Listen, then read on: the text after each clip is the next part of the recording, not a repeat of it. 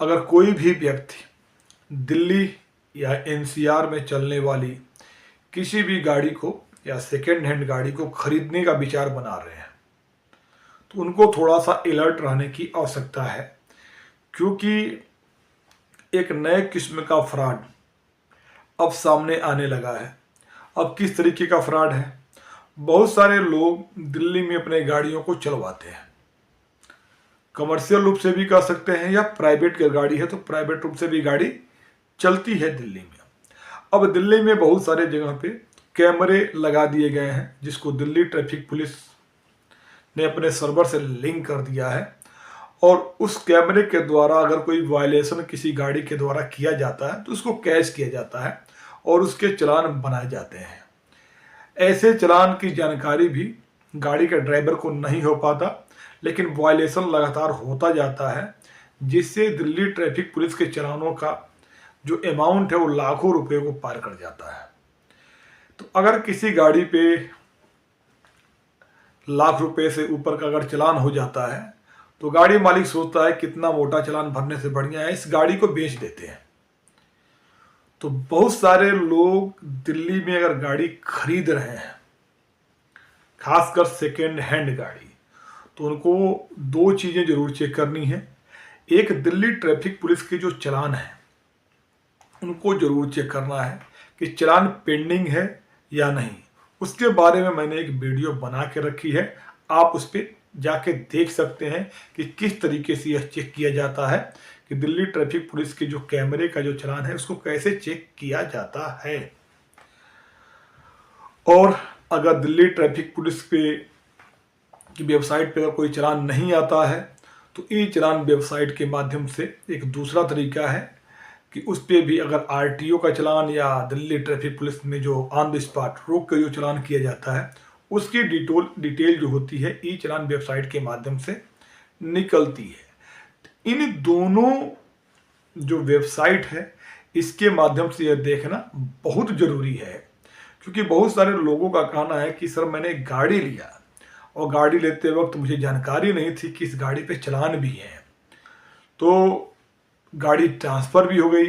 हालांकि नियम के मुताबिक अगर गाड़ी के पे अगर चालान है तो गाड़ी को ट्रांसफ़र नहीं होना चाहिए, लेकिन अगर ऐसा हुआ है तो इसके बारे में तो आरटीओ ही बता सकता है कि किस रूल के अकॉर्डिंग ऐसा हो गया, चालान अगर पेंडिंग रहते हुए भी। अब उस चालान का भुगतान कौन करेगा? अब समस्या इस चीज़ की आ रही है कि जिसने अपनी गाड़ी को सेल कर दिया, बेशक चालान उसके नाम से हो, जितने भी रुपए का चालान हो, अब वो क्यों पे करने आएगा? और आजकल जो व्यवस्था बनाई जा रही है जिस तरीके से विशेषतर चालान के भुगतान करने की, तो पहले जो कोर्टें जब चालान कोर्ट में आ जाता था तो कोर्ट क्या करती थी कि उस पर सम्मन जारी करती थी। देखिए आजकल जो नई नई जो व्यवस्था लागू की जा रही है, खासकर डिजिटल व्यवस्था जो हो रही है, तो डिजिटल व्यवस्था ऐसी बनाई जा रही है जिसमें सम्मन शायद ही किसी पार्टी के पास जाए। वहाँ गवर्नमेंट ऐसी पॉलिसी लाएगी कि गाड़ी के डॉक्यूमेंट रिन्यू नहीं हो पाएंगे, और डॉक्यूमेंट जो है उनको रिन्यू कराना जरूरी है, क्योंकि डॉक्यूमेंट अगर रिन्यू नहीं होंगे तो उस वो गाड़ी चलाना मुश्किल हो जाएगा, क्योंकि गाड़ी अगर चलेगी विदाउट डॉक्यूमेंट तो उसका हैवी जुर्माना लगेगा। तो मान के चलिए कि पोल्यूशन का जो डॉक्यूमेंट है इसको कंपलसरी कर दे गवर्नमेंट कि जब तक पुराने चालान अगर नहीं क्लियर किए जाएंगे तो पोल्यूशन किसी का रिन्यू नहीं होगा। तो मजबूरी है हर आदमी को अपने जो पुराने चालान, बेशक वो चालान प्रीवियस जो गाड़ी के मालिक हैं उनके नाम के हो, उस व्यक्ति को भरना पड़ेगा।